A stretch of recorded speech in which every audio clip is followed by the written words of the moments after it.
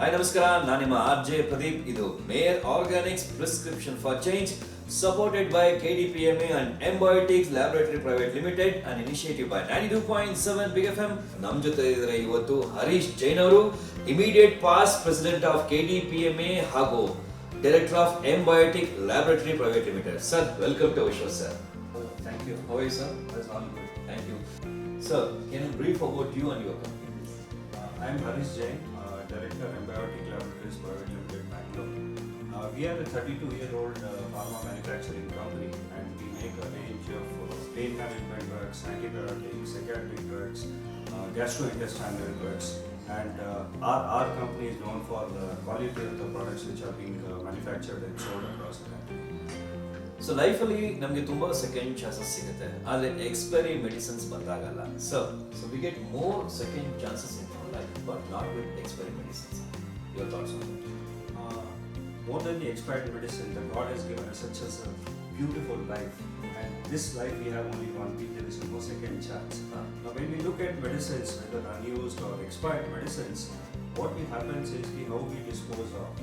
And you must have heard many a times there is a development of drug resistance, antibiotic resistance. I have a fear that we all will die one day because we will not have antibiotics which will work on our infections. I think this is where the significance of these programs lies with. It's really true, sir. My next question, sir. So your total understanding about this prescription for change initiative? I'm very excited and happy to be part of this CSR initiative. I think it's a duty of every human being to dispose of the unused and expired medicines in a scientific manner. And this whole program is all about creating awareness, creating inclination to everyone in this society. A slightly neglected aspect of medicines is their disposal, which is less spoken about. Do you think that this campaign will bridge this gap? Definitely. I think we all should understand is that we take medicines, and what happens to those expired medicines and unused medicines? We just casually throw it away. Did we ever think what happens to that after we throw it away? I think this is where this whole campaign is all about. And once we understand how this expired medicine is actually harming us, this is where the success of this campaign lies about. I think this is where I'm very excited about. Okay, sir. My next question is your thoughts on expired medicines. Now, these expired medicines, once we throw, now it slowly what happens is it not only degrades your environment. Basically, these are all biological and chemical entities. Along with that, all the packaging materials are there. So what happens is that when you throw out that expired medicines, it slowly enters your food chain as well as your water, and with that it again enters your body in a very small quantities, and then you develop resistance, and you develop resistance to the antibiotics, resistance to all the other medicines which are available in this thing. I think this is where the whole crux of the matter lies. So these hospitals and medical institutions generate a lot of medical waste. Apart from this, where can we see? See, there is, if you look at the medicines, the major consumption of the medicines happens in our own households. Like, there is a proper systems in hospitals and other institutes to dispose of the excess medicines or the hazardous wastes are concerned. But what happens in our at a personal use, we are not disposing of these expired medicines in a proper scientific manner. And today most of us are staying in some societies, whether it's apartment society or some kind of a villa society.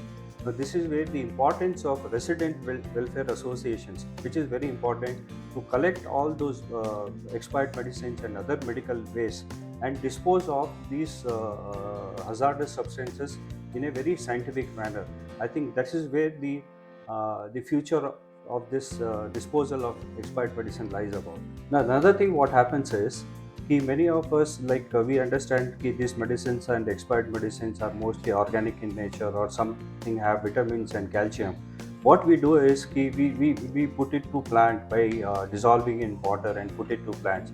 What we actually need to understand is these medicines, apart from calcium and other vitamins, there are a lot of other substances are also there. So sometimes, although it may be beneficial to the human beings, but might not be so beneficial to the plants and other environment. So we has to be disposed of in a scientific manner. That is, we should all understand and have a knowledge about it. Very true, sir. Sir, so we need to involve young generation for this initiative. So any thoughts on this? Now, if you're looking at a parent and the child relationship, now how does a parent educate his children? I think this is the same formula we have to apply here as well. We all should educate all our younger generation in a language which they understand, whether it's form of jingles, memes, and gamings, and all sort of things. I think make it more exciting, make it much more educative. Then the success of this is definitely assured. Right, sir. What are your expectations from this campaign and how you think this will benefit the society? The benefit which this campaign will bring to the society is immense. You can't even think of how do we measure it. Now what we look is, see, my biggest concern today all the scientists across the world is antibiotic resistance. Today, most of these developed countries have eradicated most of the infections, but in developing country like India, we still have not eradicated all these infections, and not much of research is happening on antibiotics. Now this is where, if we can reduce our antimicrobial or antibiotic resistance, that is going to be the biggest benefit apart from saving the environment. So what's your outlook on the healthcare and pharmaceutical ecosystem in Karnataka and India? India definitely is the pharmacy of the world. If today it is said that if India sneezes, the world catches cold. This is the kind of importance the world is giving to the India as far as the pharmacy is concerned. And if you talk about Karnataka, Namma Karnataka is the best. The kind of ecosystem what we have is, I'm sure, nowhere across the world is present there. Whether you take the education institution, the knowledge ecosystem, and the advanced pharmaceutical industry in terms of biologics. If you want, I tell all the investors, if you want to look at India Pharma for the future, Bangalore is the best. Thank you sir. ಹಾಗೆ February 7th ನಮ್ಮ health minister Dinesh Gundu Rao ಕಡೆಯಿಂದ ನಮ್ಮ prescription for change launch ಆಗ್ತಿದೆ. So how are you excited? I am very much excited, and Sri Dinesh Gundu ji is also personally involved in this particular project, and I am sure this is going to be a success and will set a benchmark for the whole country. Thank you, sir. It's time to take our pledge.